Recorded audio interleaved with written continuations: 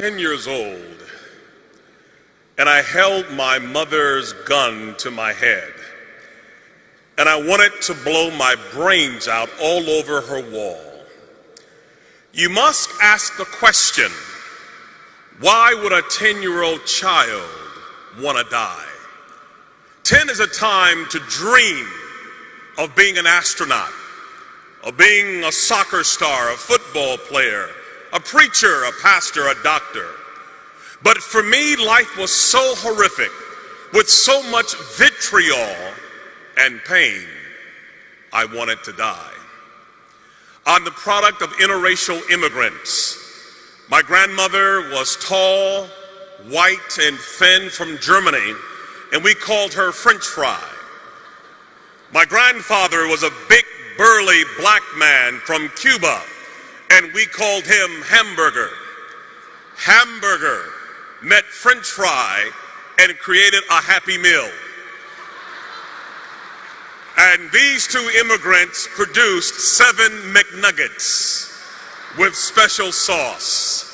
We would joke that we would have Wiener Schnitzel with salsa for Thanksgiving. My grandfather had to hide the fact in the 1940s in America that he was married to a Caucasian woman. But one wedding anniversary, he had a flaw. He liked to drink overproof Cuban rum. And one evening he was inebriated. And a man saw them together and said to my grandmother, "Why would you be a nigger lover?" My grandfather, with huge arms, lost his temper and hit the man in the jaw and broke his neck. The man didn't die, but he was injured severely. He went to the worst prison, convicted of the crime, Mansfield Reformatory in Ohio, locked down 23 hours a day. It hit the newspapers that my grandmother was married to this convicted felon and she lost her job. But being a German woman, she didn't complain or whine or woe is me. She began to work odd jobs, cleaning other people's houses and toilets, taking care of their children. But as she was working, she would have fainting spells, passing out doing her job.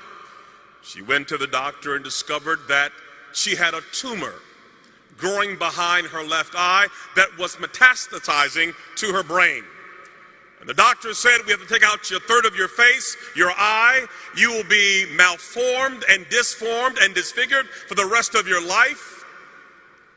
What do you do when the American dream becomes an American nightmare?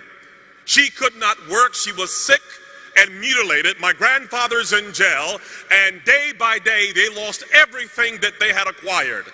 They lost their house, they lost their car, they lost their furniture, they lost their dignity, they lost their self-esteem, and they were living in the streets like animals.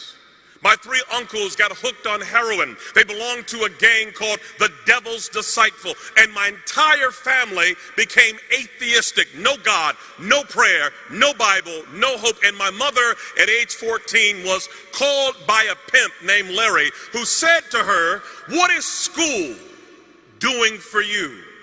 You are sitting on a gold mine." She said, "Where?" He said, "You're sitting on it." And we call this being turned out. And little by little, she began to sell her 14-year-old body to grown men for money to survive. It's called turning tricks. And at age 16, she got pregnant. We call it having a trick baby. 2 strangers meet for a business transaction, and there's a mistake. The pimp said, "You can't make any money having a baby in the oven. We have got to kill this baby." They kicked her in the stomach. They fed her alcohol. They gave her drugs. They took a hanger and stabbed the baby over and over again. But the baby would not die. The baby was born 2 months premature with no pancreas, a learning disability, a bladder too small, unable to function, a severe stutterer. We call it a trick baby. Nobody wants the baby. No hope, no future. Kill it was the word. That baby was me. I'm the lowest of the low. I come from the guttermost. I come from a hellish condition. And so when I would go to school, I couldn't talk. I stuttered so severely from the trauma. My mother had a madam who hated men. Her name was Dolores, and she was a sadist. And when she would watch me, she would take a broomstick and stick it in a place where no boy should have any object in his body. And when you are tortured like that, you learn 4 things. Don't talk, don't trust, don't feel, and pretend nothing is happening. And by age 10, I had had enough. I wanted to die. And in my school, they put me in a boiler room with other kids who were dysfunctional like me, where we would finger paint all day long. And yet there was a teacher, thank God for her, who had a Gideon Bible, and she came to my school and she saw kids like me as her mission field. And she would give me this Gideon Bible and read to me stories of dysfunctional characters who God used. She would say to me, Ronaldo, God uses greatly those who have been wounded very deeply. He will turn your pain into power, your wounds into wisdom. She had me read the story of Moses, who was also a stutterer. I began to understand that God did love a trick baby. Even as low as I was, there was hope for me and possibility. And when a child begins to understand the love of God and the power of His Word and the possibilities, it changes everything. How can a young man keep his way clean? By taking heed according to your word. Your word have I hid in my heart that I may not sin against thee.